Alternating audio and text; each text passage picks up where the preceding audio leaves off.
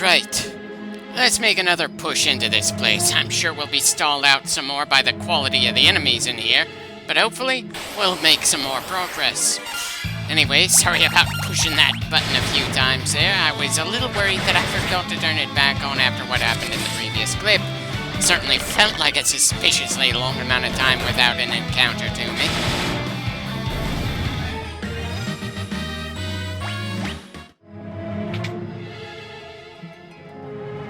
And of course, I forgot that we already cleared this room. Bloody brilliant of me.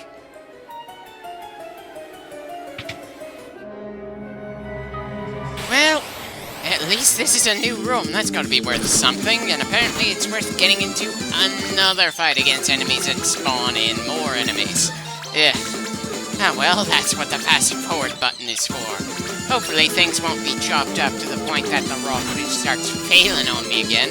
That was annoying enough for just one clip in this LP.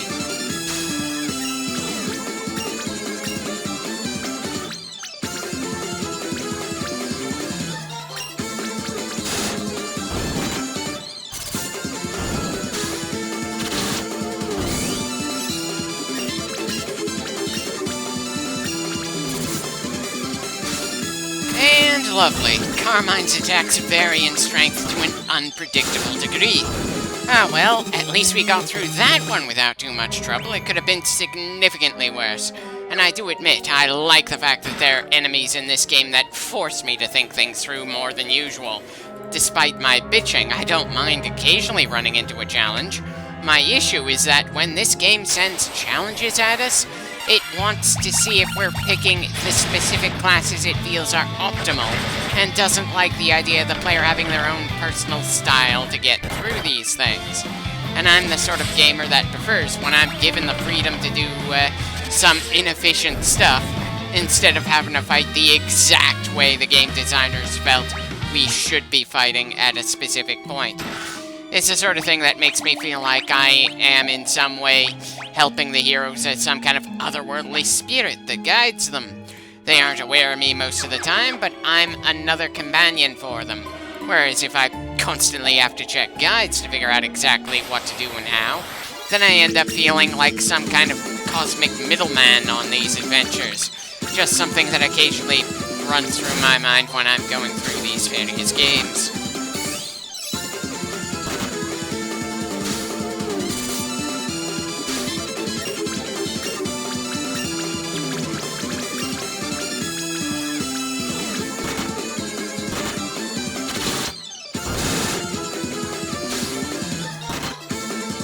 Oh yeah, this group of Azrael is definitely going to be more of a pain in the ass than the previous batch.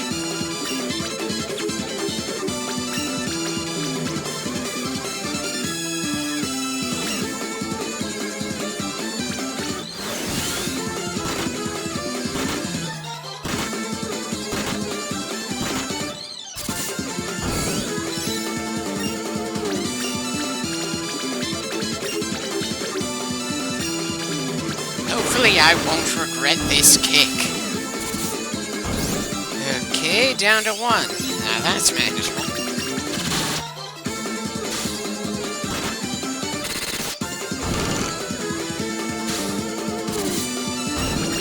Yeah, definitely far more of a pain in the ass than random encounters have the right to be in a game like this. Still, I know that I'm doing well enough to make up for the fact that we're not using the Dark Knight light the game probably wants us to here.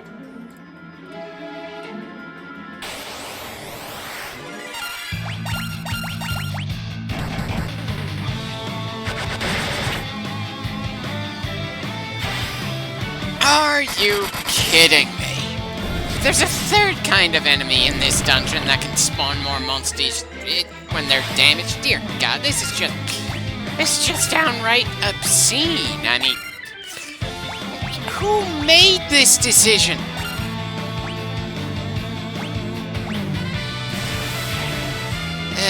These new monsters don't even hit us that hard. They're just here for the sake of slowing us down even more. And they aren't even doing that as well as the previous ones.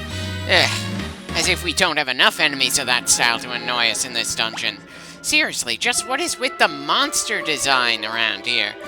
there are mechanical redundancies when they took distinct palette swaps that have little in common with the thing they're in swap of. You got some enemies that hit us for 2 digits of damage, others are hitting us for nearly 500 per hit. It's just all over the place, and making the push forward feel like such a grind.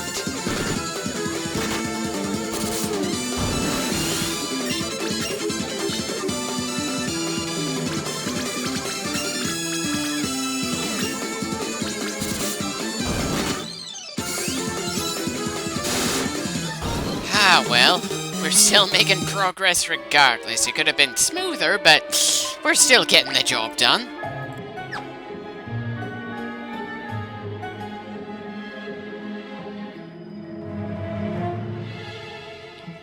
Well, there definitely wasn't much to that floor. Technically a bit more complicated in this floor, but it's still a rather linear path with no chests off to the side or extra rooms to check. How many floors like this are there gonna be where there's just one path and no deviations whatsoever?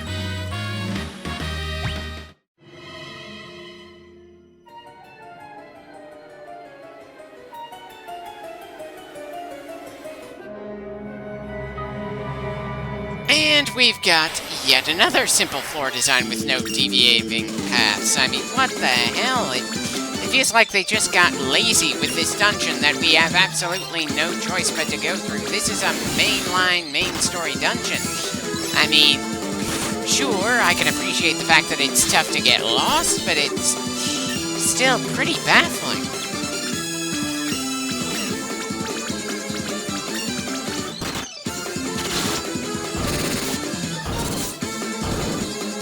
Another batch of the bastards taken down relatively smoothly, despite the fact that we're not using the tools the game explicitly wants us to.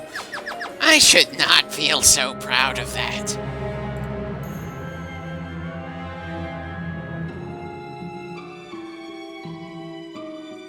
Dear God, that was the simplest floor yet in this dungeon. And apparently without warning, we're on board the ship we were coming for in the first place. Good to know we made it to this particular goal, though it's probably going to take me a while to fully figure out just what the hell we ended up unlocking with this new airship. Because, yeah, we've had how many airships in this single game?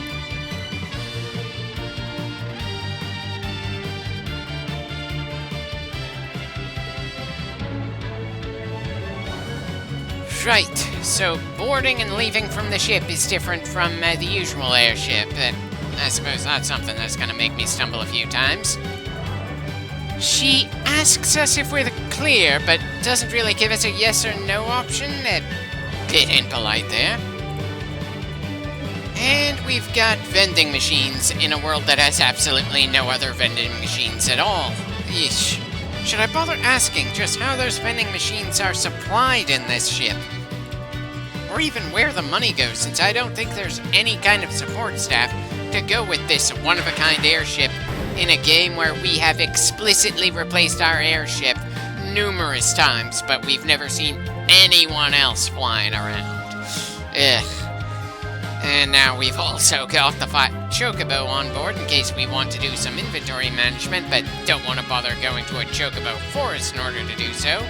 I suppose that's convenient, but not really needed for the Pixel Remaster version of the game, considering our bag has a lot more space to work with.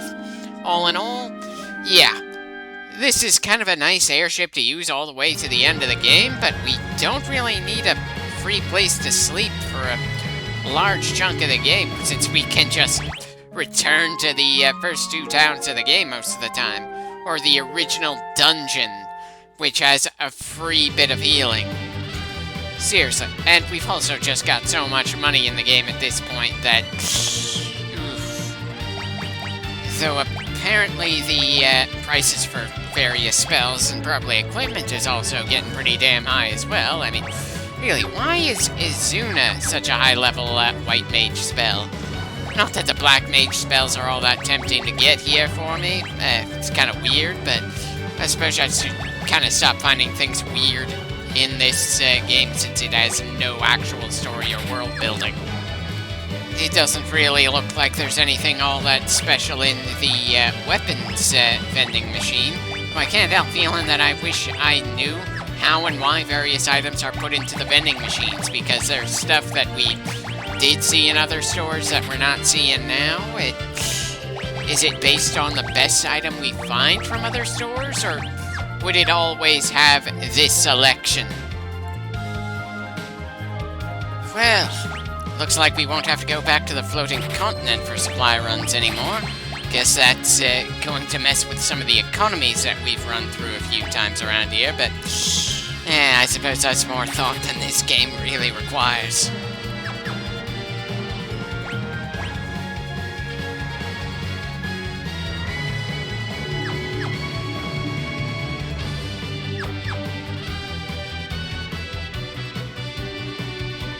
I suppose we may as well buy that Quake spell, even if it's gonna be a little more circumstantial.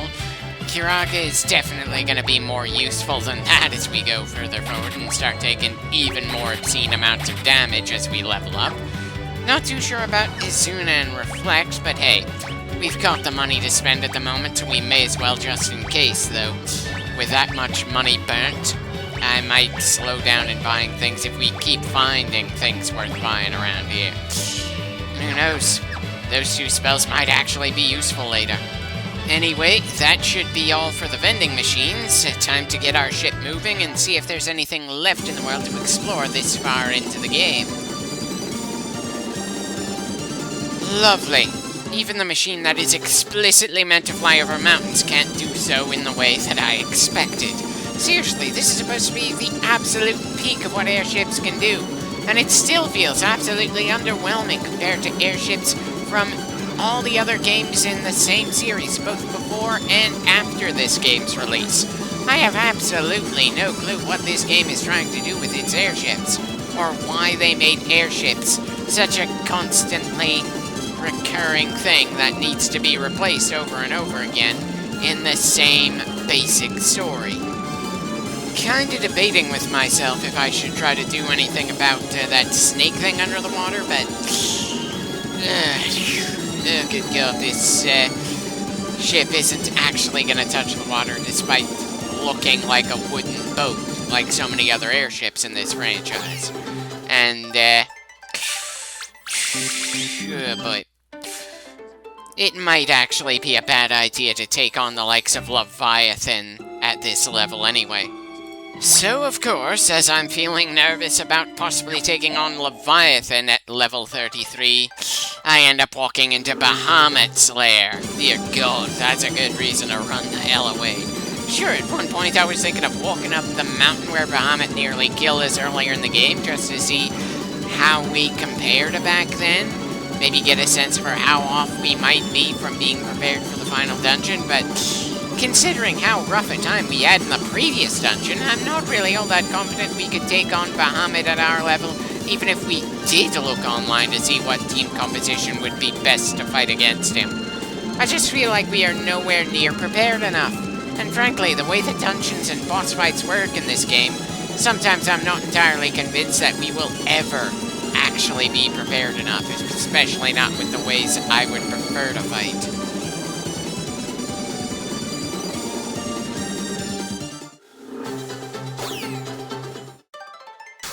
Well, this certainly seems like a village we've never been to before. Should I bother asking why we're running into sandworms in a place that has no sand, though?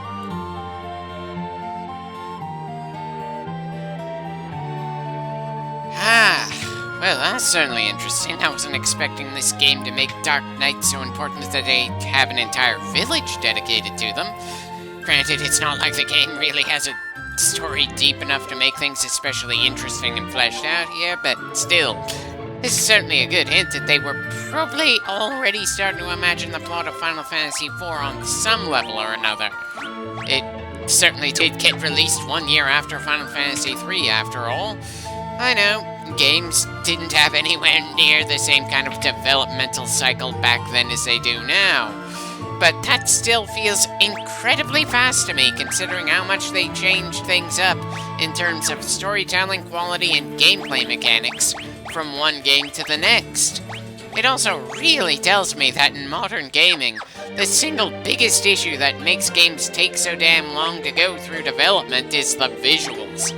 There's gotta be some kind of happy medium where a game looks nice enough, but a game company can still release something that feels like it had genuine thought and attention to detail behind it within a reasonable time frame. I mean, sure, I get that graphics this basic are not for everybody, and I've seen what a one-year release cycle does to a previously well-respected series.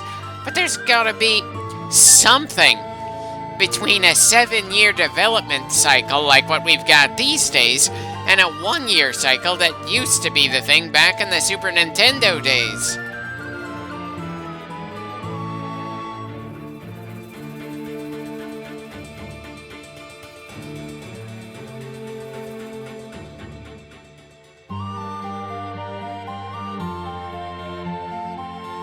Okay, so we've got a dungeon that has more monsters that have that annoying gimmick we had to deal with in the previous dungeon.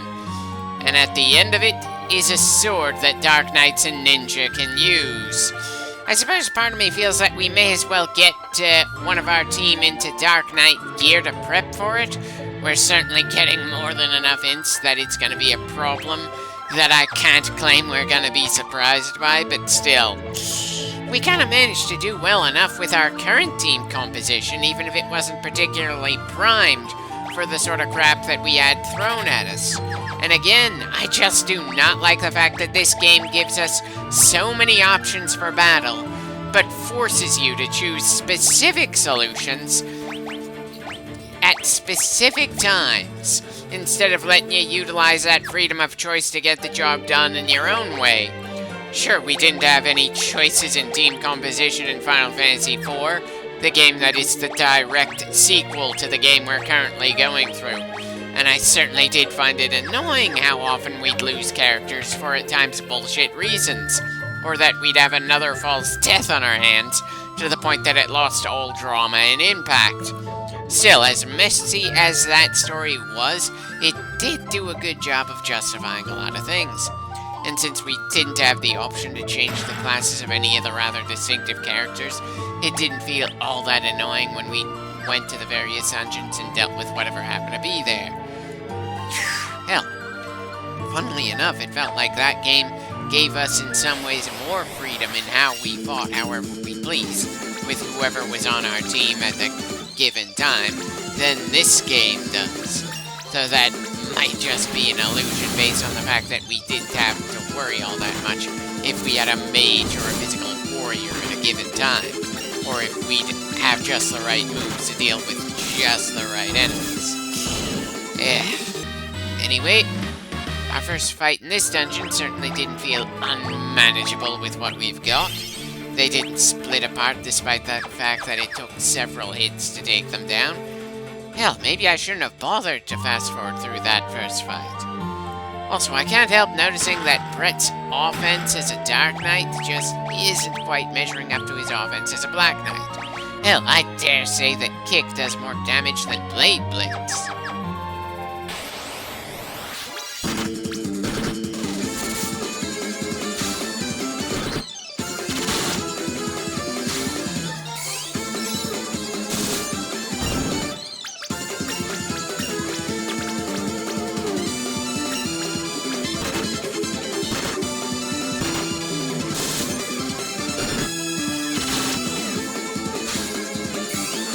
This group is certainly proving to be more of a pain in the ass.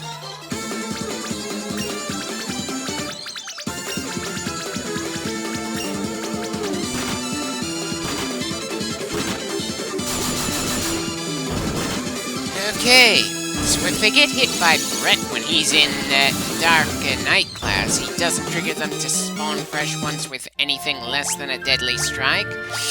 I know, the village explicitly said that the Dark Blade was what would work in this place, so multiple Dark Knights all holding that style of sword would be the way for us to get to the end of the dungeon with as little trouble as possible, but... just not a fan.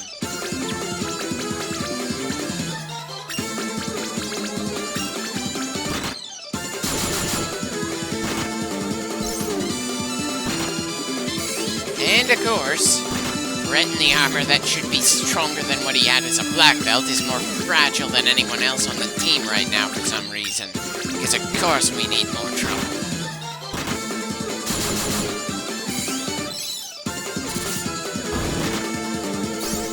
And now Brett's unconscious. Lovely. I suppose I should have brought some of that demon armor from back in the village, but considering how much I spent on magical spells in this clip, spells that are notably so high level that our black mage can't even think of using Quake, well, that's a bit awkward. Ah well, this may not be the most optimal way to get the job done, but we're slowly but surely making more and more progress. Ah, speak of the demon mail and we shall receive it. That's certainly a solid boost over what Brett had before, but considering the amount of damage he was taking per hit, I'm not all that convinced even that's gonna be enough. Well, there certainly doesn't seem to be all that much variety in the fights in this dungeon, that's for sure. I'm not even 100% sure I should even call it a dungeon. When I look at the map, I don't really see anything that would tell me there's going to be more rooms and more floors in it.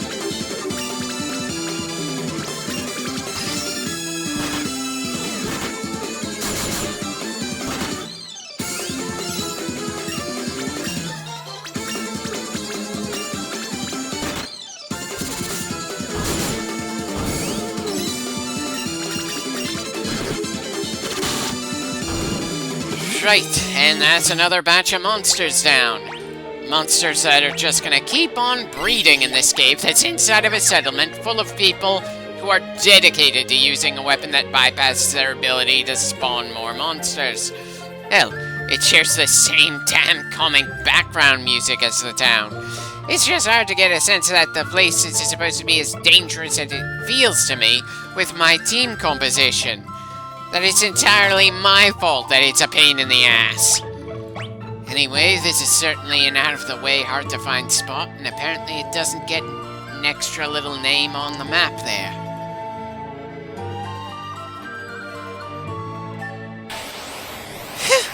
Well, hello to you too, sir. Ah, so this old man is a ninja. I suppose it makes sense. He was in a hidden spot in the village, after all.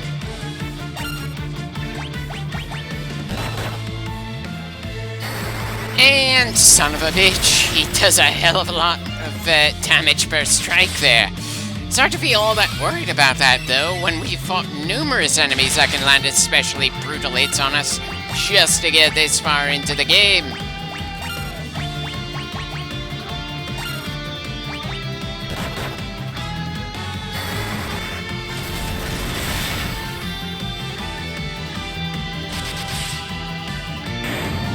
Well, that fight certainly didn't take too long. Sure, you could take more abuse than a single monster in a random encounter, but I'm not entirely sure he counts as a boss fight, especially this far into the game.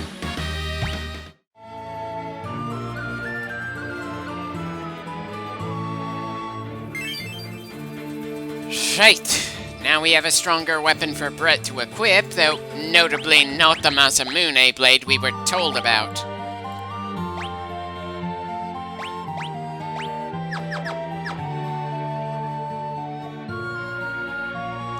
Doesn't seem to be anything more to grab in here. Guess I'm gonna be searching the rest of the village for hidden items then.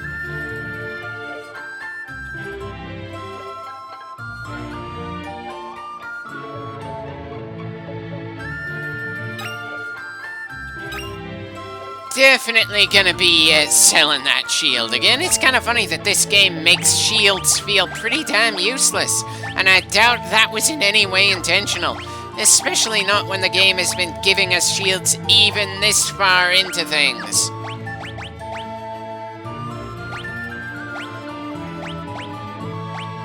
Yeah, no surprise that we lose a hell of a lot of offensive ability by replacing a sword with a shield.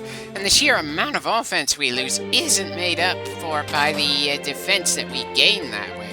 Though, in most games that gives us shield, they kind of make sure that you can't equip two weapons at once, at least not with most characters, but in this game, there's absolutely no limit aside from maybe characters that need a bow and arrow that, kinda need...